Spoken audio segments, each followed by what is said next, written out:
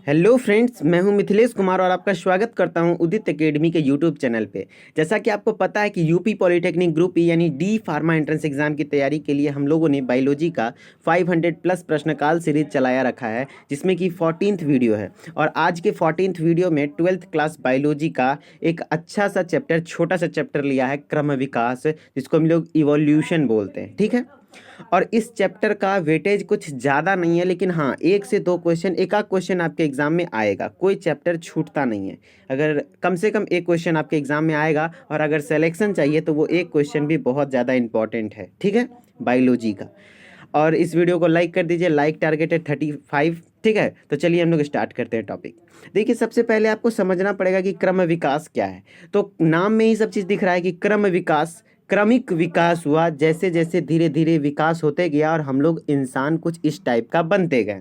ये चीज़ तो आपको पता चल रहा होगा। इसी को क्रमिक विकास कहते हैं, और इसी को इवोल्यूशन कहते हैं। इंग्लिश में क्या कहते हैं? इवोल्यूशन। थोड़ा थोड़ा टर्म इंग्लिश का अभी से पढ़ते चलिए, ताकि आपको फार्मेसी में पढ़ने में दिक्कत ना हो, क्योंकि वहाँ पे मेजोरिटी में चीज़ इंग्लिश में ही पढ़नी होती है। ठीक है, चलिए हम लोग चैप्टर स्टार्ट करते हैं इवोल्यूशन का। सबसे पहले जब क्रमिक विकास की बात आती है, इवोल्यूशन की बात आती है, तो हम लोग वैसे पृथ्वी का बात करेंगे जिस पृथ्वी पर कोई जीवन नहीं था। तो उस समय हमारा पृथ्वी कैसा था? जैसे क्वेश्चन है, जीवन की उत्पत्ति से पहले पृथ्वी का वायुमंडल किस गैसों के मिश्रण से बना हुआ था? मतलब जब ये पृथ्वी था और पृथ्वी पे कोई जीवन नहीं था, तो उस समय कौन कौन सा गैस था? जैसे कि आज हमारे पृथ्वी पे ऑक्सीजन गैस है, नाइट्रोजन गैस है, वाटर वेपर है, तो बहुत सारी चीज़। लेकिन मेजॉरिटी में जो मेन है वो क्या है? कार्बन डाइऑक्साइड और ऑक्सीजन। ये दोनों है आज के ज़माने में, लेकिन पहले नहीं था। जब इस पृथ्वी पे जीवन नहीं था तो ये दोनों गैस नहीं था। तो आखिर कौन कौन सा था? तो आपको ध्यान रखना है। तो एक बार ध्यान से क्वेश्चन समझिए।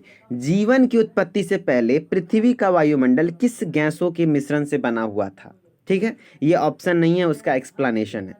किस किस गैसों के मिश्रण से? तो मीथेन गैस। कौन सा गैस था? मीथेन गैस था। फिर अमोनिया गैस था, हाइड्रोजन गैस था, और जल वाष्प था। ठीक है, इन सभी गैसों का मिश्रण था। तो इसका मतलब हुआ कि देखिए, जब पृथ्वी पर कोई जीवन नहीं थी तो उस समय कुछ गैसों के मिश्रण से ही पूरा पृथ्वी बना हुआ था। कौन कौन सा? मेन था उसमें मीथेन गैस। मीथेन को हम लोग CH4 भी बोलते हैं। हो सके ऑप्शन में मीथेन ना लिख करके आपको CH4 लिख दे। तो आपको 4 गैस का नाम याद रखना है, कॉपी में कहीं लिख लीजिए कि जीवन की उत्पत्ति से पहले पृथ्वी पर कौन कौन से गैस थे। तो वो था मीथेन, CH4। फिर एमोनिया, NH3 होता है। यहाँ डायग्राम में गलत लिखा हुआ है, NH3 होता है एमोनिया का। ठीक है, NH4 लिखा हुआ है, आप लोग सुधार कर लीजिए, NH3। तो पृथ्वी पर जीवन की उत्पत्ति से पहले जो जो गैसें थी वो है कौन? Methane, ammonia, hydrogen gas H2 gas, और वाटर। याद रखिएगा, पानी नहीं, वाटर वेपर।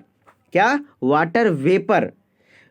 जल वाष्प था। क्या कहते हैं, पूछ रहा है गैस ना। यहाँ पे क्या पूछ रहा है? किस किस गैसों के मिश्रण थे? तो गैस में ही तो वाटर वेपर, जल का वाष्प रूप में था। ठीक है, तो पानी तो था, लेकिन गैसों के बारे में पूछ रहा है, तो वो उस समय जल वाष्प भी था, तो वो भी गैस ही हुआ एक तरीके से। तो आपको मेरे ख्याल से समझ में आ गया होगा। यहाँ से क्वेश्चन आने की बहुत ज़्यादा संभावना है, क्योंकि 2-3 साल से देख रहा हूँ मैं, यहाँ से कोई क्वेश्चन नहीं आ रहा है। लेकिन हाँ, जो टॉपिक छूटा हुआ है उससे क्वेश्चन आने की प्रोबेबिलिटी ज़्यादा होता है। ठीक है, फिर से एक बार समझा देता हूँ, शॉर्टकट में समराइज करता हूँ, आप ध्यान से देखिए। कहने का अर्थ हुआ कि जीवन की उत्पत्ति से पहले पृथ्वी पर कौन कौन से गैसों का मिश्रण था। तो आपको सीधा याद रखना है कि कौन कौन सा था। मीथेन था, एमोनिया था, क्या कहते हैं, हाइड्रोजन था, और वाटर वेपर था। यानी मीथेन गैस, एमोनिया, और क्या कहते हैं, जल वाष्प था। ठीक है, आप इसको इस तरीके से याद रख सकते हैं। आप याद कीजिए ध्यान से फॉर्मूला के साथ, आपका क्वेश्चन यहीं से क्लियर हो जाएगा। ठीक है, चलिए नेक्स्ट क्वेश्चन पे आते हैं। नेक्स्ट क्वेश्चन है, शुरू में इसका क्वेश्चन थोड़ा लेंदी होगा, आप लोग ध्यान से देखते रहिए, लेकिन हाँ, हर एक बात हम समझा देंगे, ज़्यादा लोड नहीं लेना है। क्वेश्चन है, शुरू में पृथ्वी का वायुमंडल अवकरणी प्रकृति का था, जो बाद में ऑक्सीकृत वायुमंडल में परिवर्तित हो गया। निम्नलिखित में से किसके कारण हुआ? कहने का अर्थ हुआ कि हम लोगों ने पढ़ा कि पहले में जब जीवन नहीं था तो उस समय पृथ्वी पर अवकरणी था, क्योंकि ऑक्सीजन नहीं था। लेकिन अब ऑक्सीजन हो गया, क्या हो गया, ऑक्सीजन हो गया, तो ऑक्सीकृत वायुमंडल हो गया। तो आखिर किसके कारण हुआ, क्या ऐसा आया पृथ्वी पे जो कि वायुमंडल अवकरणी से उसको ऑक्सीकृत बना दिया, यानी ऑक्सीजन आ गया। तो सबसे उसका पहला जो आया था वो था साइनोबैक्टीरिया। कौन था, साइनोबैक्टीरिया। वो आपको ध्यान रखना है। साइनोबैक्टीरिया किसको कहते हैं, तो आप इसी को हम लोग नील हरित शैवाल भी बोलते हैं। नॉर्मल लैंग्वेज में क्या बोलेंगे, नील हरित शैवाल। और नील हरित शैवाल भी आपको नहीं पता है तो ये फोटो देख के शायद आप समझ रहे होंगे, जैसे पोखर उखर पे पानी के ऊपर जो कजली लगता है उसी को हम लोग नील हरित शैवाल कहते हैं। ठीक है, तो क्योंकि जल तो था, आपको हम बताए हैं कि पृथ्वी पर जल तो था जीवन की उत्पत्ति से पहले, तो उसी जल में जल था और गैसों के माध्यम में बोलेंगे तो जल वाष्प था। तो उसी जल में क्या आया, कजली आया, यानी साइनोबैक्टीरिया आया, जिसको हम लोग नील हरित शैवाल भी बोलते हैं। और इसमें सबसे पहली बार प्रकाश संश्लेषण करने की क्षमता आई। क्या आई, प्रकाश संश्लेषण करने की क्षमता। और हम लोग सभी कोई जानते हैं कि प्रकाश संश्लेषण करने के बाद कौन सा गैस बाहर निकलता है, O2 गैस बाहर निकलता है। कौन सा गैस बाहर निकलता है, O2 यानी ऑक्सीजन। इस तरीके से धीरे धीरे पूरे वायुमंडल में ऑक्सीजन का प्रभुत्व हुआ। इस तरीके से और भी अन्य जीवों की उत्पत्ति हुई। ठीक है, तो इस स्लाइड में मेन क्वेश्चन क्या है, शुरू में पृथ्वी का वायुमंडल अवकरणी था, उसको ऑक्सीकृत किया किसने, तो साइनोबैक्टीरिया ने। चाहे ऑप्शन में नील हरित शैवाल भी लिख दे तो वही मारना है। ठीक है, चलिए नेक्स्ट क्वेश्चन है, कहता है जीवन की अतिरिक्त स्थलीय उत्पत्ति किसके द्वारा बताई गई। मतलब कहने का अर्थ हुआ कि कुछ कुछ थ्योरी दिए गए। देखिए ये चैप्टर पूरे तरीके से अनुमानित है। मतलब क्या कि साइंटिस्ट, आपको सोचिए ना कि कैसे पता चला, जब उस समय जीवन ही नहीं था तो हम लोग आज कैसे जान गए, कि कौन बताएगा हम लोग को कि वहाँ पे ऐसा ऐसा था, ये गैस था, वो था। तो ये सब हाइपोथेसिस है। वैज्ञानिक, महान महान वैज्ञानिक थे, उनका मानना है कि ऐसा होगा जिसके कारण ऐसा हुआ। ठीक है, ये कोई तरीके का प्रूवेबल चीज़ नहीं है, लेकिन हाँ वैज्ञानिक अपने अनुभव के आधार पे बोलते हैं तो वो गलत भी नहीं बोल रहे होंगे। इसी तरीके से बहुत सारी थ्योरी दी गई, उसमें से एक थ्योरी था पेनस्पर्मिया थ्योरी। क्या था, पेनस्पर्मिया थ्योरी। ये थ्योरी क्या बोलता था कि आखिर ये थ्योरी क्या एक्सप्लेन करता है, तो ये थ्योरी एक्सप्लेन करता है कि आखिर पृथ्वी पे जीवन आया कैसे, आखिर पृथ्वी पे जीवन आया कैसे। तो इस थ्योरी के अनुसार, पेनस्पर्मिया थ्योरी के अनुसार, कि ये जो पृथ्वी है, हमारे पृथ्वी में स्पेस में बहुत सारे एस्टेरॉयड, जैसे कि मान लीजिए बहुत बड़े चट्टान पत्थर घूमते रहते हैं एस्टेरॉयड, तो वो चट्टान क्या हुआ कि हमारे पृथ्वी से टकराया, कभी देखिए टकराया, टकरा हुआ दिख रहा है, और वो टकराने के बाद चूर चूर हो गया। क्या हो गया, चूर चूर हुआ, और हमारे पृथ्वी पर बहुत सारे स्पर्मिया वर्ड, बहुत सारे बीज गिरे। क्या गिरे, बीज गिरे, जिससे कि पेड़ पौधा होना शुरू हुआ। फिर पेड़ पौधा से धीरे धीरे आदमी भी हो गया। तो थ्योरी ऑफ पेनस्पर्मिया का मानना ये है, ये भी मानना है। ठीक है, तो वही क्वेश्चन है कि जीवन की अतिरिक्त स्थलीय उत्पत्ति किसके द्वारा बताई गई थी, तो पेनस्पर्मिया के द्वारा बताई गई थी। किसके द्वारा बताई गई थी, पेनस्पर्मिया के द्वारा बताई गई थी। आपको इस तरीके से ध्यान रखना है। नेक्स्ट क्वेश्चन है, जीवन का रासायनिक उत्पत्ति का सिद्धांत किसके द्वारा दिया गया, किसके द्वारा दिया गया। देखिए हम बोल रहे हैं कि किसी को नहीं पता था कि उस समय जब जीवन ही नहीं था पृथ्वी पे, तो हम लोग को कैसे पता चला कि वहाँ पे मीथेन होते हैं, एमोनिया होते हैं, जलवाष्प होते हैं और H2 गैस होते हैं। तो ये हाइपोथेसिस है। तो ओपरिन एवं हेल्डेन नाम के एक साइंटिस्ट थे। कौन थे, ओपरिन एवं हेल्डेन, दो साइंटिस्ट थे जिन्होंने मतलब ऐसा माना कि ऐसा हो सकता है। उन्होंने पहले वाले जीवन को क्रिएट करने का कोशिश किया इस प्रयोग के द्वारा। इसको हम लोग ओपरिन एक्सपेरिमेंट भी कहते हैं, ओपरिन एंड हेल्डेन एक्सपेरिमेंट। ठीक है, उन्होंने एक ऐसा एनवायरनमेंट क्रिएट किया जिसमें कि मीथेन था, NH3 था, एमोनिया, और वाटर था, जलवाष्प, और हाइड्रोजन गैस था। ठीक है, तो इसी से पता चला, अनुमान लगा उनको कि मतलब पृथ्वी ऐसा ही होगा। क्या होगा, ऐसा ही होगा, यही रासायनिक विधि के द्वारा। इसी कारण से कहा जाता है कि जीवन का रासायनिक उत्पत्ति का सिद्धांत, जीवन रासायनिक रूप से आया है, तो उस उत्पत्ति का सिद्धांत किसके द्वारा दिया गया था, तो ओपरिन एवं हेल्डेन नाम के वैज्ञानिक थे जिन्होंने ये सिद्धांत दिया था। ठीक है, कि हमारा पृथ्वी किस चीज से बना हुआ था। चलिए नेक्स्ट क्वेश्चन है, शकरकंद तथा आलू क्या दर्शाता है। तो यहाँ पे आपको दो चीज़ है, एक टॉपिक है जो कि काफ़ी इंपॉर्टेंट है इस चैप्टर का, वो है एनालोगस एंड होमोलोगस ऑर्गन। आपको मैं कुछ फिगर दिखाता हूँ। होमोलोगस ऑर्गन, ये कुछ एनालोगस ऑर्गन का एग्जाम्पल है। होमोलोगस का मतलब होता है समजात अंग, क्या होता है, समजात अंग, आप समझ रहे होंगे। और एनालोगस का मतलब होता है विषम जात अंग, क्या होता है, विषम जात अंग, ठीक है। अक्सर क्वेश्चन में आपको हिंदी में भी क्वेश्चन आएगा तो वो होमोलोगस ऑर्गन लिख के देगा, ना कि समजात। अगर लिख के भी दे तो आप समझ जाइएगा समजात, ठीक है।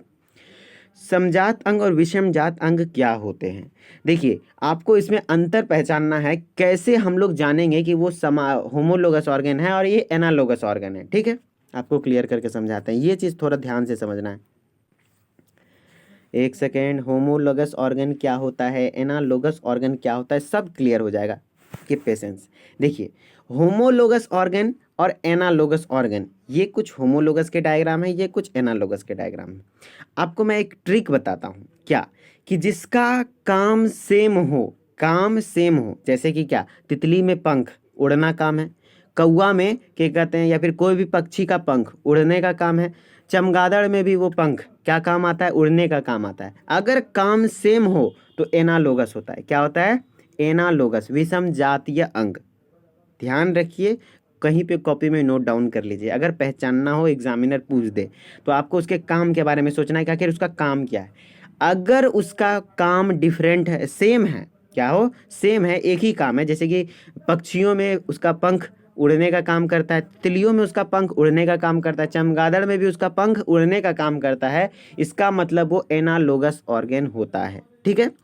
लेकिन हाँ, उसका ओरिजिन डिफरेंट होता है, उत्पत्ति अलग अलग जगह से हुआ है, लेकिन हाँ उसका काम क्या है, सेम होता है। तो आप उत्पत्ति के दृष्टि से नहीं पहचान पाइएगा, लेकिन हाँ काम तो देख के आप पहचान सकते हैं, ठीक है। होमोलोगस ऑर्गन में क्या होता है, जैसे कि इंसान के पैर, चीता के पैर, और क्या कहते हैं, वेल मछली, ये पैर नहीं, हाथ का, सॉरी हाथ है, हाथ अपर लिम्ब है। ये चीता के भी पैर, हाथ, इसमें हाथ हो गया, इंसानों में वो हाथ हो गया, चीता में वो पैर हो गया, और मछली में वेल, बहुत बड़ा बड़ा जैसे वेल मछली हुआ तो उसमें वो उसका फ्लाइप हो गया जिससे वो तैरता है। और जैसे कि चमगादड़ का भी पैर होता है, उसमें पैर बन गया। तो काम सबका अलग अलग है। देखिए यहाँ पे क्या है, इंसानों में वो हाथ का काम क्या है, खाना खाना, घूमना फिर, मतलब हाथ से कोई और काम लिखा पढ़ा जा सकता है। लेकिन चीता में उसी का काम क्या है, उससे दौड़ता है। मछलियों में उसका काम क्या है, उससे तैरता है। और चमगादड़ों में उसका काम क्या है, उससे पकड़ के लटकता है, वो क्या करता है, लटकता है, जैसा कि आपको फिगर में दिख रहा हो। अगर काम डिफरेंट है तो मतलब होमोलोगस ऑर्गन है, काम अलग अलग है ना तो होमोलोगस ऑर्गन हुआ। अगर काम सेम है तो एनालोगस ऑर्गन होता है। तो क्या समझ में आया। फाइनली मैं आपको एक बार और बोल देता हूँ, आपको क्या नोट डाउन करना है, लिख लीजिए कहीं कॉपी में, पेन में, आप कंफ्यूज हो जाइएगा। एनालोगस ऑर्गन लिख के डैश दीजिए और वहाँ पे लिखिए कि जिस भी अंग का काम सेम हो, काम से एक ही चीज़ करता हो सब में, तो वो क्या होता है, एनालोगस ऑर्गन होता है। और उसका उत्पत्ति अलग अलग जगह से होता है, ठीक है। और होमोलोगस ऑर्गन में लिखिए कि उसका काम अलग हो लेकिन उत्पत्ति एक ही हो। तो आपको उत्पत्ति से कुछ नहीं लेना देना है। उत्पत्ति के बारे में क्वेश्चन आएगा तो डायरेक्ट आ जाएगा कि एनालोगस ऑर्गन की उत्पत्ति कैसी होती है, तो अलग अलग होती है, और होमोलोगस में एक ही होती है। लेकिन अगर आपको क्वेश्चन पहचानना है कि कौन कौन सा एनालोगस है, कौन कौन सा होमोलोगस है, तो आपको काम के दृष्टि से देखना होगा। तो एनालोगस ऑर्गन वैसे ऑर्गन को कहते हैं जिसका काम सेम हो, और होमोलोगस वैसे ऑर्गन को कहते हैं जिसमें काम नहीं हो, सेम, अलग अलग हो। जैसे कि क्वेश्चन ये है, शकरकंद तथा आलू दर्शाता है। तो शकरकंद भी हम लोग के खाने के काम आता है और आलू भी हम लोग को खाने के ही काम आता है। तो ये कौन सा स्ट्रक्चर हो जाएगा, तो एनालोगस स्ट्रक्चर हो जाएगा। क्या हो जाएगा, एनालोगस, क्योंकि दोनों का फंक्शन क्या है, एक ही चीज़ है, तो हम लोग खाते ही हैं। लेकिन और आपको साइंटिफिक तरीके से जानना है तो आलू भी क्या करता है, पौधे के खाने को स्टोर करता है, स्टार्च को स्टोर करता है। और शकरकंद भी अपने खाने को क्या करता है, स्टोर करता है। तो दोनों का फंक्शन एक है, इस कारण से ये क्या होते हैं, एनालोगस स्ट्रक्चर होते हैं, ठीक है। समझ में आ गया होगा। जैसे कि एक लास्ट क्वेश्चन है, उस क्वेश्चन को समझिए। पक्षियों तथा तितलियों का डायना कैसा अंग है, तो पक्षी में तथा तितली का डायना, तो पक्षी में भी वो उड़ने का काम आता है, डायना में भी वो उड़ने का ही काम आता है। तो क्या हो जाएगा, एनालोगस ऑर्गन हो जाएगा। क्यों? क्योंकि काम उसका सेम है। ठीक है, इसी तरीके से यदि आपसे क्वेश्चन ये पूछ ले कि इंसानों का हाथ और चीता का पैर क्या है, चीता का हाथ और इंसानों का हाथ इस तरीके, या फिर मछलियों का फ्लाइप, वो क्या है आपस में, तो देखिए उस मछलियों में वो तैरने के काम आता है, चीता में वो चलने में काम आता है, इंसानों में वो लिखने पढ़ने में काम आता है, तो काम डिफरेंट डिफरेंट हो गया, तो वो होमोलोगस ऑर्गन हो जाएगा। आशा करते हैं आपको होमोलोगस और एनालोगस का कॉन्सेप्ट क्लियर हो गया होगा। यही एक कॉन्सेप्ट है जो कि इसमें जोरदार है, थोड़ा समझाने लायक है। ठीक है, आप समझ गए। चलिए नेक्स्ट क्वेश्चन पे आते हैं। नेक्स्ट क्वेश्चन है, कौन जैव विकास का स्पष्ट प्रमाण देता है? किस तरीके से जीवन का विकास हुआ, आखिर कैसे प्रमाण मिलता है? ठीक है, प्रमाण मतलब देखिए, कहने का अर्थ हुआ कि जैसा कि हम आपको फर्स्ट स्लाइड में दिखाएं कि ऐसा इंसान था, उसके बाद धीरे धीरे ऐसा ऐसा हुआ, तो वो इंसान तो पढ़ने लिखने नहीं जानता था, तो वो थोड़ी बताया कि हम ऐसे थे। आखिर इंसान लोग को उसके जीवाश्म से ही पता चला, किसके कारण, जो मिट्टी के नीचे दब गया, उससे पता चला कि पहले का जानवर कैसा होता था, ये वो। तो वही कहता है कि विकास का स्पष्ट प्रमाण कौन देता है सबसे स्पष्ट, तो वो है जीवाश्म, जो कि जब दब के रह गया है, हड्डी तड्डी इस तरीके से, उसको हम लोग जीवाश्म कहते हैं। तो यही एक स्पष्ट प्रमाण देता है कि इस तरीके से विकास हुआ है। ठीक है, चलिए नेक्स्ट क्वेश्चन है, डोडो। ये एक डोडो नाम की पक्षी है जो कि आपने कभी नहीं देखा होगा और आप देख भी नहीं पाओगे, क्योंकि ये पक्षी विलुप्त हो गई है। तो क्वेश्चन यही आता है कि डोडो क्या है? एक विलुप्त प्राणी है। क्या है? विलुप्त प्राणी है। क्लियर? डोडो एक विलुप्त प्राणी है। ठीक है, चलिए नेक्स्ट क्वेश्चन। नेक्स्ट क्वेश्चन है, जीवन का प्रथम कोशिकीय रूप संभवतः कितने वर्ष पूर्व आया था? मतलब हमारे पृथ्वी पे शुरुआती में तो जीवन नहीं था, तो आखिर जीवन आया कितने वर्ष पहले? इसका आंसर है 200 मिलियन वर्ष पहले। कितने वर्ष पहले? 2000, सॉरी मैंने 200 बोल दिया, 2000 मिलियन वर्ष पहले जीवन पर प्रथम कोशिकीय रूप देखने को मिला था। ठीक है, ये भी अनुमानित है, अनुमान लगाया गया है वैज्ञानिकों के द्वारा। चलिए यहाँ से क्वेश्चन आते हैं, निम्नलिखित में से किसे डोवेनियन अवधि कहते हैं? कुछ कुछ अवधि है, जैसे कि जब विकास हुआ धीरे धीरे, आज से 2000 मिलियन वर्ष पहले, तो ऐसा नहीं था कि इंसान ही डोमिनेट करते थे पृथ्वी पर, उस समय जानवर डोमिनेट करते थे। तो उस समय कुछ कुछ अवधि था, कहीं पे कोई अवधि ऐसा आया जहाँ की मछलियों का राज था, मछली मतलब पानियों में रहने वाले जीवों का राज था। ठीक है, फिर धीरे धीरे कुछ आया जिसमें कि ऐसा राज था कि वहाँ पे रेंगने वाले का राज था। तो उस तरीके से कुछ अवधि का नाम है, तो वो आपको अवधि का नाम याद रखना है। डोवेनियन अवधि अगर बोल दे, क्या बोल दे? डोवेनियन अवधि। देखिए लिखा है ना डोवेनियन एनिमल्स, तो वही पूछ रहा है कि निम्नलिखित में से डोवेनियन अवधि में किसे कहते हैं? तो डोवेनियन अवधि मत्स्य युग को कहते हैं।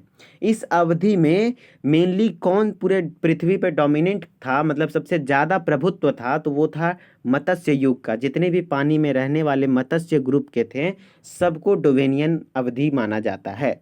डोवेनियन अवधि किसको माना जाता है? मत्स्य युग को। मैं इस तरीके के डायग्राम आपके लिए सेट करता हूं ताकि आपके माइंड में ये थोड़ा सा सेट हो जाए कि हाँ इस तरीके का डोवेनियन था, अगर क्वेश्चन आए तो। ठीक है, मत्स्य युग।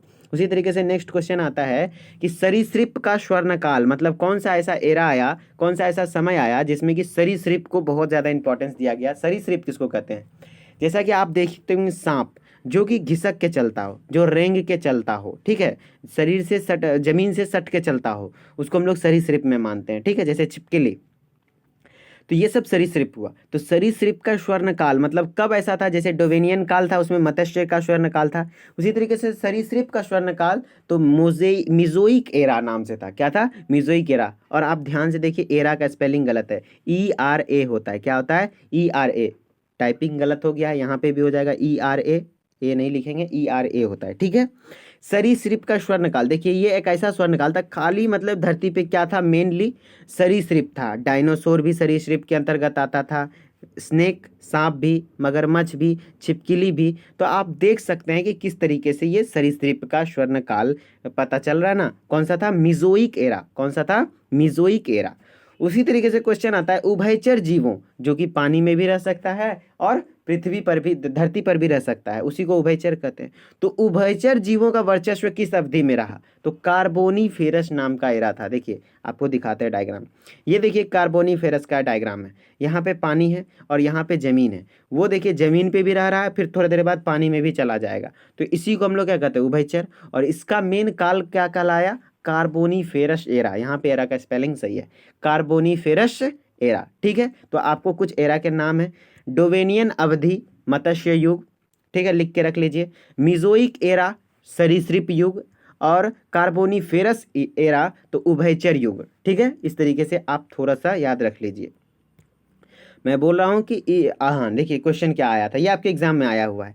डायनासोर इस दौरान उपस्थित थे। 2-3 ऑप्शन था, वही कार्बोनीफेरस, मैं ऑप्शन नहीं लिख पाया यहाँ पे, लेकिन ऑप्शन लिखना चाहिए था, कोई दिक्कत नहीं, ऑप्शन यही सब था। इस तरीके से ऑप्शन रहेगा, मिजोइक एरा दे देगा, कार्बोनीफेरस एरा दे देगा, डोवेनियन अवधि देगा, तो आपको उसमें क्या सेलेक्ट करना है? मिजोइक एरा, क्योंकि डायनासोर क्या थे? सरीसृप थे। तो किस दौरान मेनली थे? वो मिजोइक एरा के दौरान ही थे। ठीक है, नेक्स्ट क्वेश्चन है होमो इरेक्टस का मस्तिष्क क्षमता क्या थी? जो होमो इरेक्टस थे वो उनका मस्तिष्क क्षमता कितना था? तो 900 सीसी था, ये भी आप याद रख सकते हैं। होमो इरेक्टस की मस्तिष्क क्षमता क्या थी? 900 सीसी। ठीक है, चलिए नेक्स्ट क्वेश्चन है जीवाश्म सामान्यतः किसमें पाए जाते हैं? देखिए जीवाश्म आपको समझ में आ गया होगा, जो सड़े मतलब दब जाते हैं, जिनकी हड्डियां दब के जमीन के अंदर अस्तित्व के रूप में बची रहती है, उसे हम लोग जीवाश्म कहते हैं। ठीक है, उससे ही हम लोग का विकास का स्पष्ट प्रमाण मिलता है।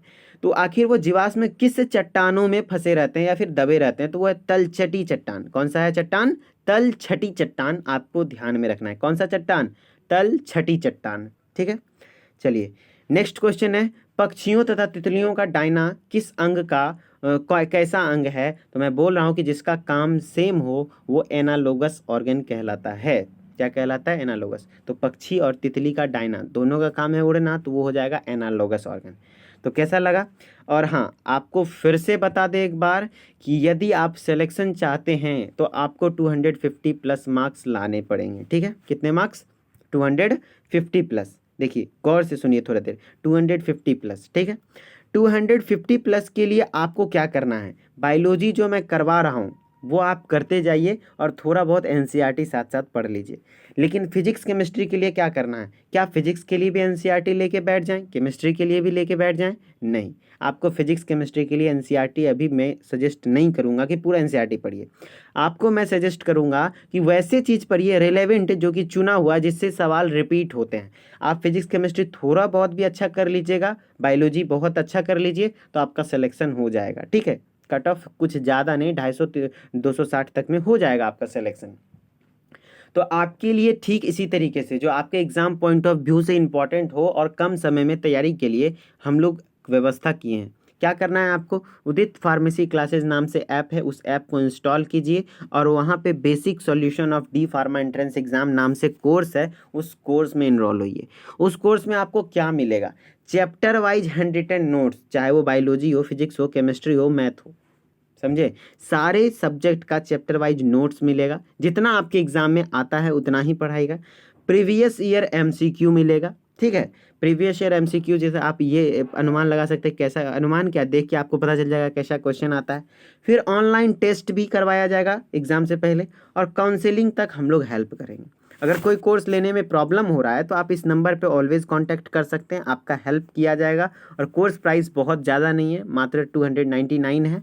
तो ये सिलेक्शन के लिए अगर ले लेते हैं तो आपका सिलेक्शन हो जाएगा। तो फिर मिलते हैं कल के नेक्स्ट वीडियो में। और आज से बता देते हैं आपको वीडियो शाम में ही अपलोड होगा 5 बजे के लमसम में। ठीक है, क्योंकि मेरे क्लासेस की टाइमिंग चेंज हो चुकी हैं।